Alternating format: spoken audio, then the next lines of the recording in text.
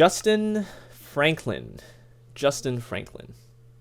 No, I didn't repeat your username. That's literally what username is. He wanted me to do this, so I've successfully done it, but man, the world crashed at least 50% of the time. But I successfully did it. So here I have 3 examples of world generation with sponge ocean monuments. And obviously the reason why you wanted me to do this is because you wanted to see ocean monuments interact with the water as sponges do. So here I have something that's fairly clean. You can see exactly what the world looks like, and yes, it's going to take a long time. And the reason why it does this is because I made it so ocean monuments spawned very frequently, so it was easy for me to find one. I don't have the locate command. I think that's one of the features with the locate command, but I don't have it with this version. But incidentally speaking, I found at least 30 or so next to spawn. Yep. This world generation is with an ocean level of 1. So it looks like just a normal spawn, but you've got ocean monuments everywhere. And I did the same thing with villages. It's similar logic, a little bit different. But let's go and let's fill this area with water. So what am I doing here? Negative X, negative Z. So here we go. So you can see a bit of a snapshot of the water interaction. Negative 10, don't want to lag too much because this will cause a bit of lag. And here, water. Just so you can have a bit of a look at what's going on. So you've probably seen this in a similar video I did with the Nether. Well, I think I changed the way water behaved, but here you can have a look at dancing water, because the water is trying to flow continuously down, but every time a sponge interacts with it, it will delete a bit of water. But there's so much sponge going around that it'll keep on doing this, even when it keeps on flowing when it reaches the ground. Okay, so that is a bit of an example. So you don't actually need to place the sponge. As long as the water touches the sponge, you've got the interaction taking place.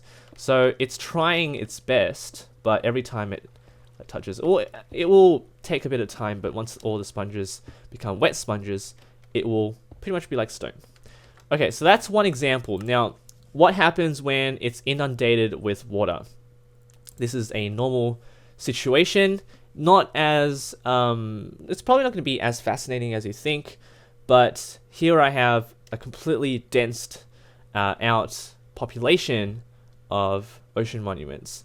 And it gives a bit of an illusion here. It is extremely laggy because of all the interactions taking place. Wherever you explore in the ocean, it's going to keep on doing this. Now, here's a bit of an example, a bit of a better look at it, because this is fresh. Those ones have already done its little bit of thing.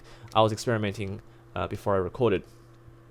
But as I try and load more structures in place, have a bit of a look. You can see it almost descending in the water. It's like it's eroding away, but that's actually the water. That's not the ocean monuments. The ocean monuments are not being deleted. It's simply the water trying to keep flowing down, but it can't because of all the sponges. So here you can have a bit of a mess around, and I'll leave a download link to this in the description if you guys would like to try it. But even so, it's kind of it's not like it's disappointing, but it's not as hectic or chaotic as you might expect. So there you go. You can have a bit of an exploration endeavor, if you will. So let's close this one out. But what happens if it's semi in water? What if some of the ocean monument's poking out of the water and some of it's not? This is a world generation with a sea level at around 51. So I made it about half of the height of an ocean monument. And so you can see, I have a better look at the water trying to flood over it, and it's just not going to happen. So I made sure I closed out of the world as quickly as I could, but you can see that some of the sponges have already become wet. But even so, this is exactly what it might look like. You've got the water trying to cover it, but it simply cannot.